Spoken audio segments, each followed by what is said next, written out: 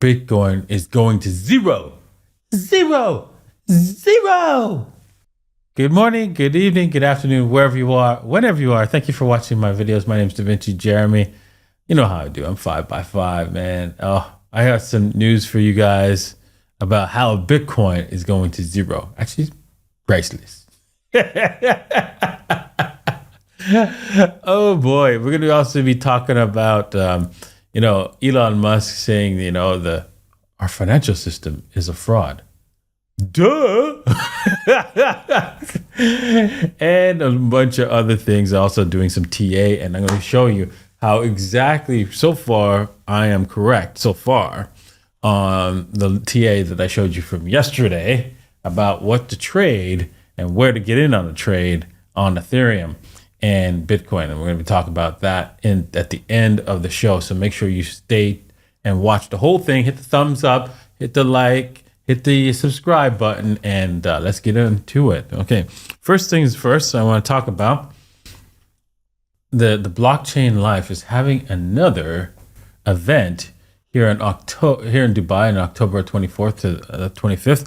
I'm nominated and I'm way behind on the votes here. So if you can head over and vote for me and pump me up at least just behind Chris, at least, very least, that would be appreciated. Check out the links in the description below. I did, of course, win this award last year, or this year actually. They had this event this year, and yeah. So I would like to win it again if possible, but hey, it's all up to you. Go over there and vote. All right. If you guys are interested in trading, make sure you trade at bybit.davincij15.com, okx.davincij15.com, or 2bit.davincij15.com. Links are in the description below. All right. Chinese firm uses crypto payments to run Fenyanyl Network. U.S. claims in charges. Yeah, okay. So now Bitcoin and cryptocurrencies are part of the criminal organization. This is why we need to crack down on crypto. Stop it for sure. Okay, come on, get real. Criminals use cars. Criminals use guns. Criminals use pencils and pens. So that means we have to ban it all? Everything? Okay, get real. Let's move on. All right, FTX customers who lost a fortune on their bankrupt exchanges are doubling down on crypto. It's an interesting article. Really, a lot of the people that they mention in here are not the average folk, right?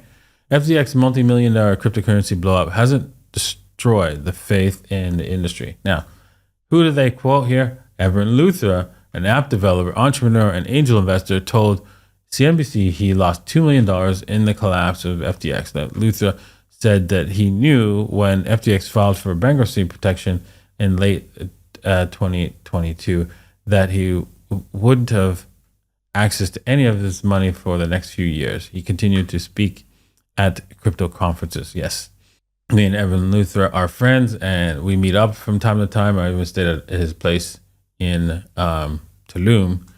But yeah, the thing is that a lot of the people that they highlight in this article are not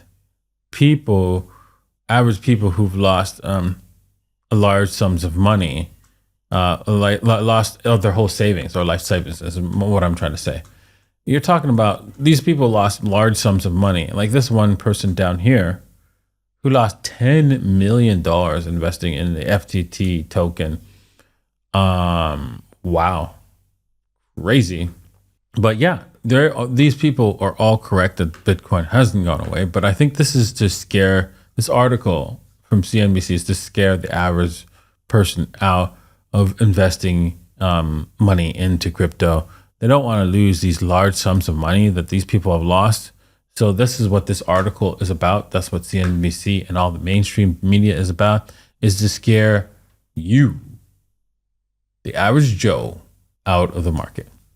All right. Robert Kiyosaki expects Bitcoin to become priceless, meaning going to zero, when the Fed launches central bank digital currencies. Okay, obviously, it's not zero in the sense of like Bitcoin has has no value. Is no one wants to sell it for dollars. That's what's gonna happen eventually. And you're like, no, it's not. Okay, tell me, please. How much is a Bitcoin worth in Zimbabwe dollars? Oh, that's right. That's not possible. How about the right mark? Oh, that's right. It's not possible. Yeah, there's no value in those currencies because they're dead. And that's correct. The dollar will die. It will be completely gone.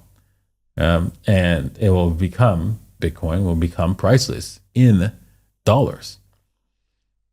Now, what's interesting here is Rich Dad Poor Dad author Robert Kiyosaki has predicted that Bitcoin will become priceless when the Federal Reserve launches central bank digital currency. He warned that the privacy will be destroyed. Emphasis that Big Brother will be watching. The famous author urged investors to start accumulating Bitcoin now before it's too late. Yes, a lot of people have taken that to word, such as Michael Saylor, who's just hoarding Bitcoin. People wondering if this guy, Michael Saylor, has any kind of furniture in his companies, or even if he lives in a house. He probably lives in a small 1-bedroom apartment somewhere because he's just buying Bitcoin. All right. Elon Musk calls fiat currencies a scam. Musk commented and adds fuel to the ongoing debate about the role of Bitcoin in challenging traditional financial systems. In a characteristically bold and productive post, Tesla and SpaceX CEO Elon Musk has once again stirred the financial world by declaring fiat currency a scam.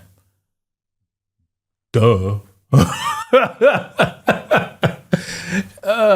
You know what? I want you to understand. If you could comprehend, I mean, literally comprehend how bad of a system the money that you're using today. I mean, okay, come here for a second. You would run so fast away from it. Everything you've got, if you have any kind of savings, you would move it immediately into either gold, Bitcoin, silver, or something else, because you would clue in and go, oh my God, this is fraud. And once you understand that at the core of your being, you would never want to have it unless you need to pay somebody else for it. That's it. That's the only reason you'd have some in the bank account for, is to pay somebody else with that stupid currency. And that's all it is good for your future payments with that currency and nothing else. So that's how bad it is. If you really, really understood it, because every penny that you have in that you saved in that currency is losing value unless that person, somebody else, is requesting the exact dollar amount in the future, right? And you need to pay it, right? And that's right, and that's like such as your loans and so forth. Okay, Musk responding to a post asking other X users what they think is a scam so normalized that people don't even realize it's a scam. It did not provide further context in the post.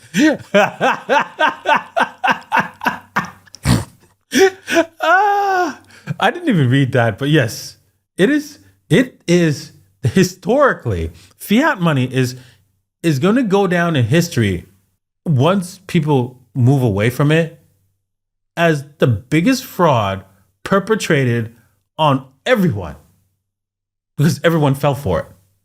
And you're going to feel like an idiot once you realize. You're going to feel like that if you learn that in the future and not today. So if you're interested in trading, right, and you can't do it because where you live, you happen to be in the States, you happen to be in UK, you happen to be in Australia's penal colony, yes, the Australian penal colony, then you might want to get a digital residency ID from Palau so that you can actually KYC on exchanges. Have a bank account where there's not going to be problems to transfer money in and out. And there you go. Problem solved. All right, let's head over to the markets on Bitcoin and Ethereum.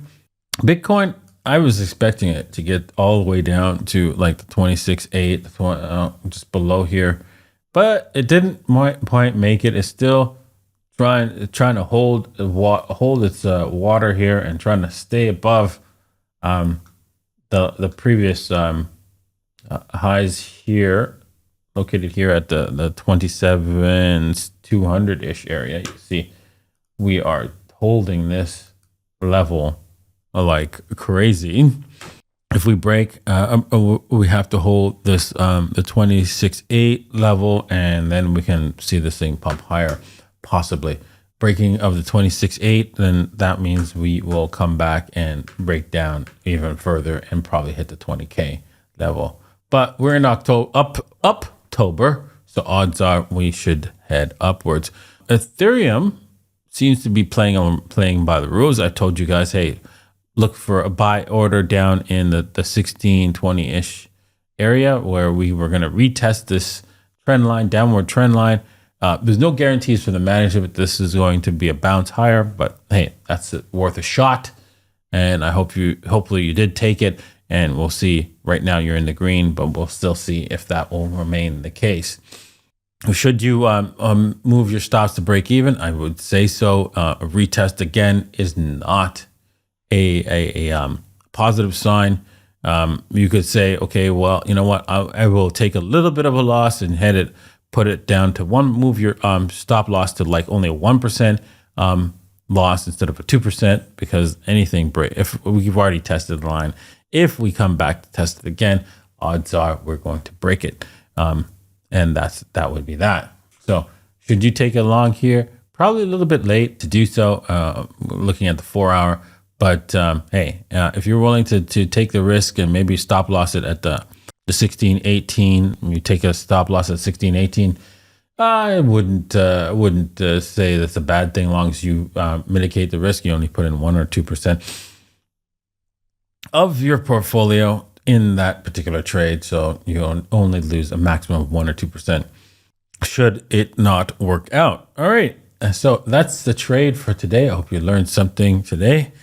Hope you enjoyed today's episode. I hope the main thing you learned is that if you do not feel that fiat currency is a fraud and you're saving it, you might want to take some time to learn why that is. Cheers.